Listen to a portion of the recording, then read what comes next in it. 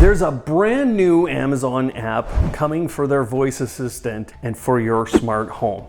It's weeks away, and its focus will be on their new AI-based voice assistant. They know as a company that the app is sluggish, kind of hard to navigate, and so they've redone it. But it's basically there to give you a much easier way to navigate through the app with their new voice assistant. It's things like this that I was able to get while at an Amazon launch event last week. We didn't just take part in a short presentation from the folks at Amazon. We had in-depth conversations with designers, engineers, and executives. So today, I'm going to share with you a number of things that will surprise you. Let's get it. So the new app, let's talk a little bit more about that. Its focus will be more on automating what you want to do. So yeah, it's a smart home app, but it's gonna help you do things in a smarter way. It's actually gonna be a lot based on you will tell Amazon's voice assistant what you want to do, and then Amazon's voice assistant will go do that. Can you remind Jonah to feed him when you see him? I've set a reminder for Jonah to feed Rusty when I see him. Amazon knows that this new voice assistant is pretty much the center of their universe.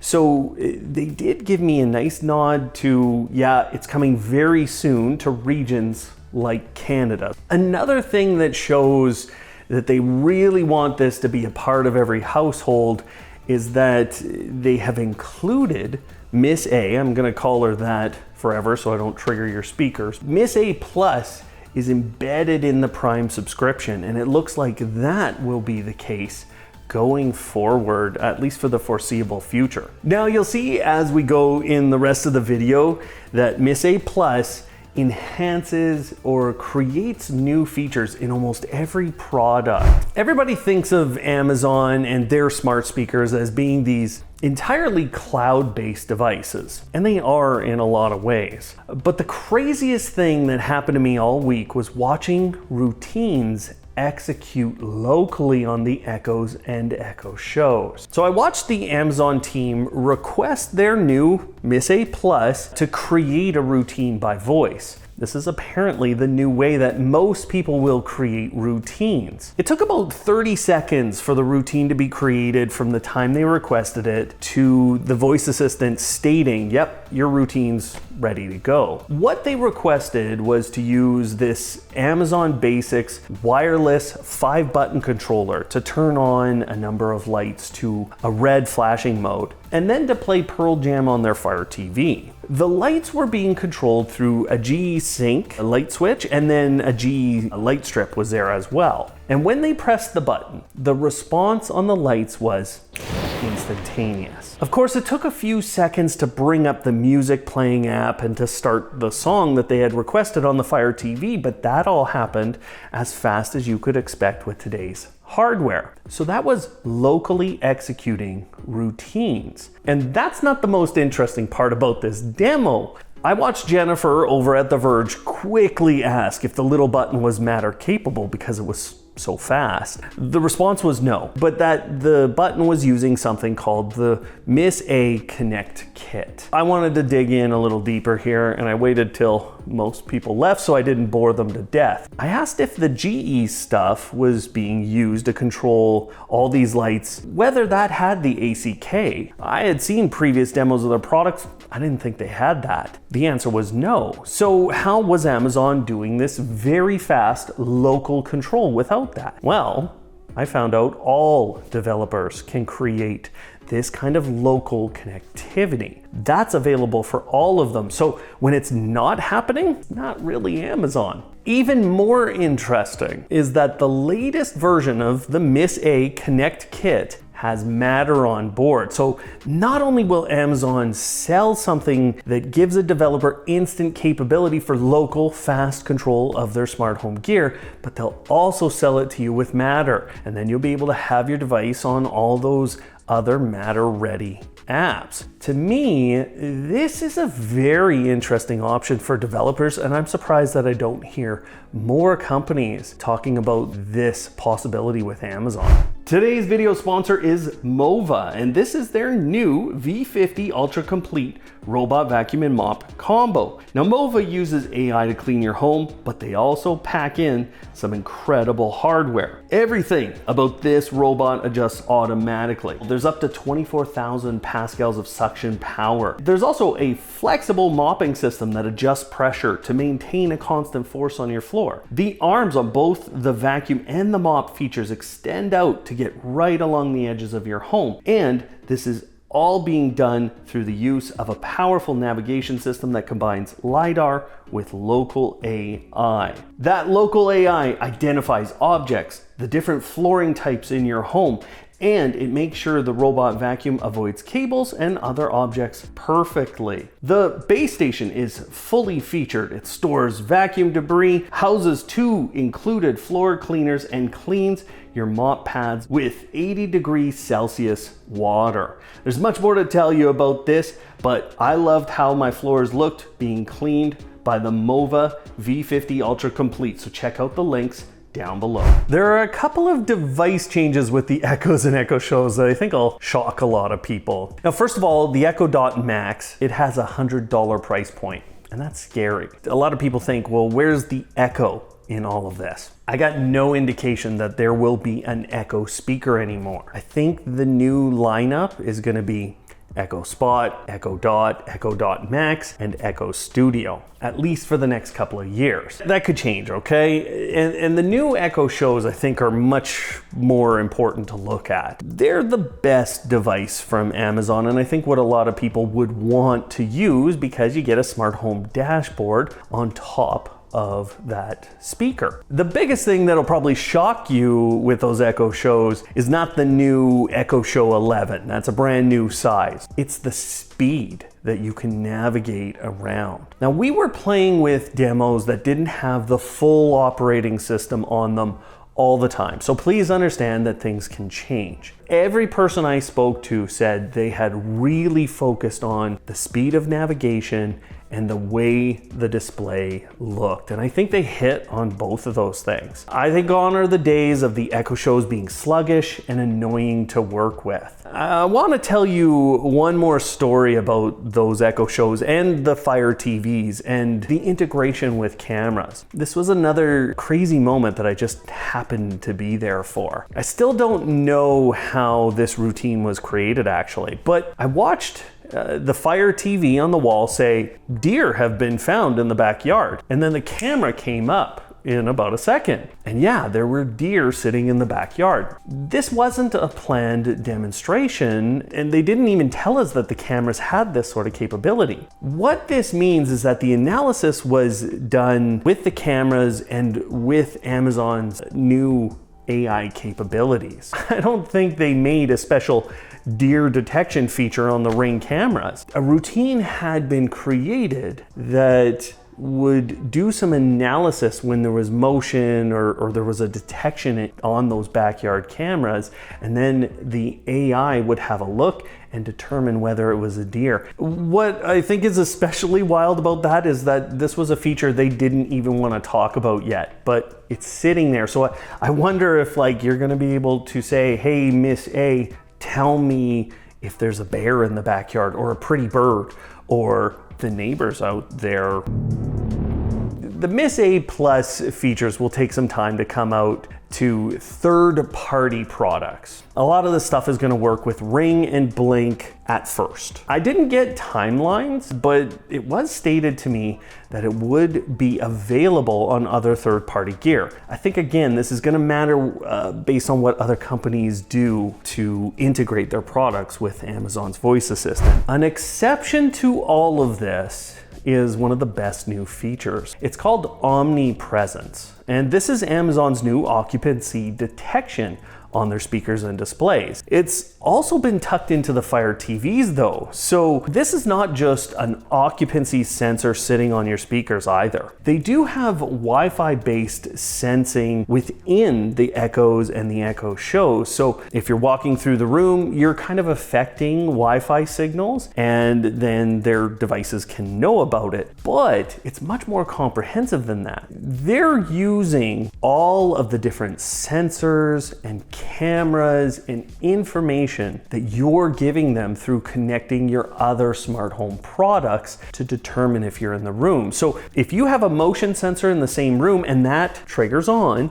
Amazon knows that, and then they can execute routines based on your presence. And with this being on the Fire TVs as well, it made it very simple for Amazon to do a demo where when you walked into the room, the TV turned on. And speaking of those Fire TVs, there's a whole new lineup of Amazon Fire TVs that they're releasing, their own brand, the 2, 4, and Omni series. They looked great on the wall. Honestly, they all look great. Probably the most interesting device was the new Fire TV Select. This is a new Fire TV dongle, basically a plug-in for your TV to turn it into a Fire TV device. But what's most interesting about this is it doesn't have the older operating system, the same operating system that Amazon has been using on Fire TVs for years. It's an entirely new operating system that they built in-house called Vega OS. The big drawback on this, and a number of creators, it was like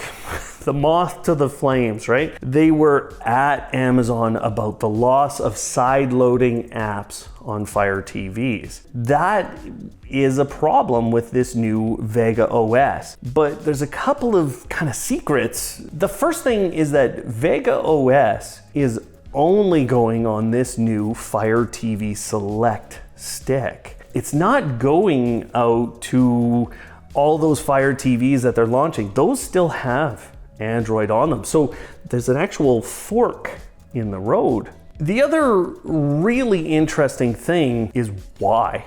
Why would they do this? Well, it basically came down to performance. So, you think about Android TV, you think about your phone with Android on it. It's a massive operating system. I'm sure there's ways that they can pare down lots of the features and lots of the components and get it packed onto a Fire TV stick, because they've been doing it for years. But the performance was degrading a little bit over time as they tried to make these inexpensive Fire TV sticks. So what they did is they built that OS in order to make the interface snappy, responsive, and what you want out of your Fire TV. So that's where it's been packed in. I don't think it's going to anything like the Fire TV Cube or the Max 4Ks. They don't need to do that. There's enough horsepower in that. But in order to give you a $40 4K Fire TV stick that was gonna perform well, that's what they thought they had to do. So they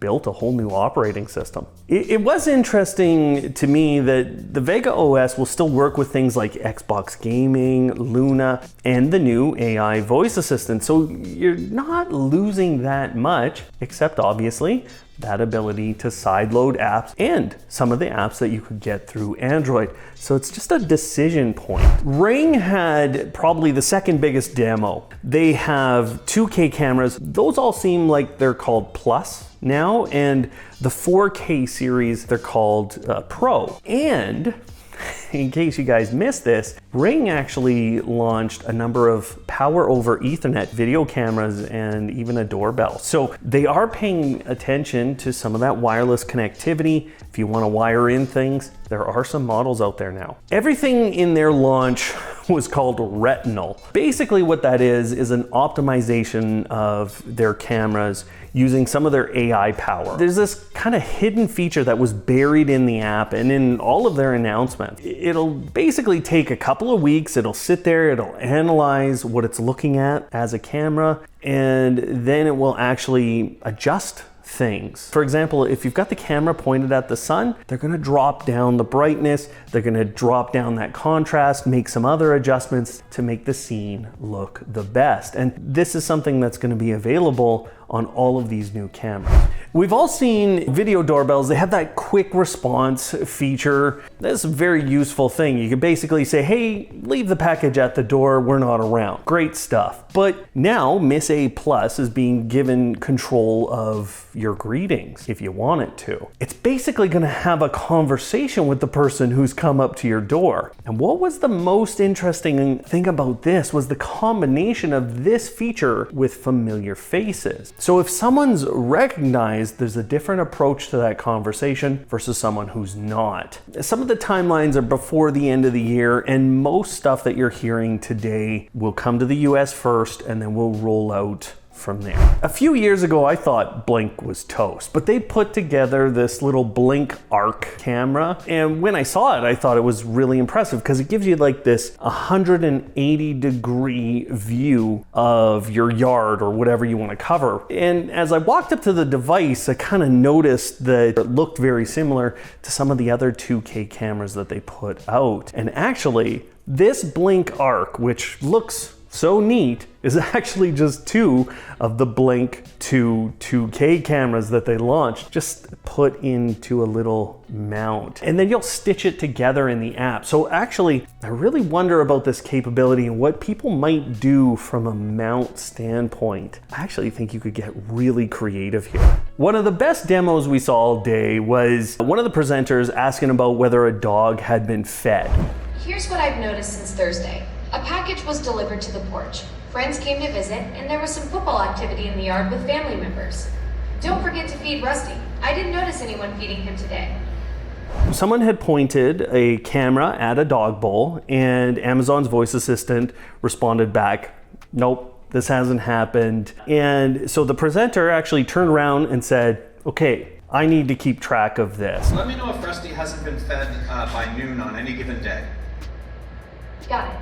I'll check on Rusty's feeding status and let you know if he hasn't been fed by noon. Now, Kindle's got smart, okay? The Kindle colors off. It stole the show. And honestly, I think a good part of that was how good Panos is as a presenter. When he loves something, you feel it. So, you know, I think that was part of it. This new Kindle, it's so thin, it is so light, and the colors are actually really nice to work with. The device, as you put the pen across it, it's instantly responding. It's an amazing device. Just physically, it looked expensive, don't get me wrong. Now I'm gonna tell you about the best thing. This was called the workspace feature. And what you can do there is combine books, notes, documents that you can bring in, and then hand that to Miss A+, and out comes a summary. Then you can go deeper and ask questions, right? So it's an instant student tool. The import the documents, it's coming, it's not ready. I think they said next year, okay? The ability to summarize books is a licensing thing, so it's gonna take some time too.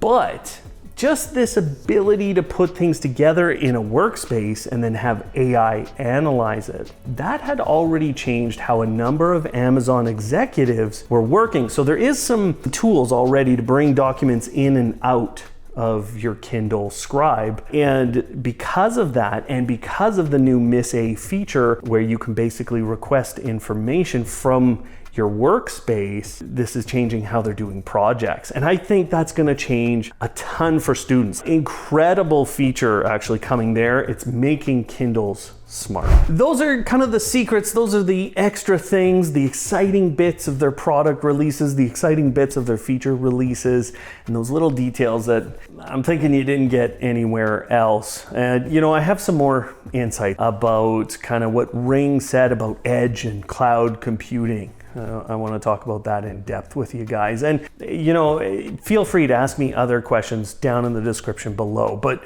for now, what's on screen are all of our reviews of these new devices or the newest Amazon releases. So anything we've tackled here in the last year or so is up on screen. You can go watch that. Otherwise, thanks for watching today, guys. And of course, live smart.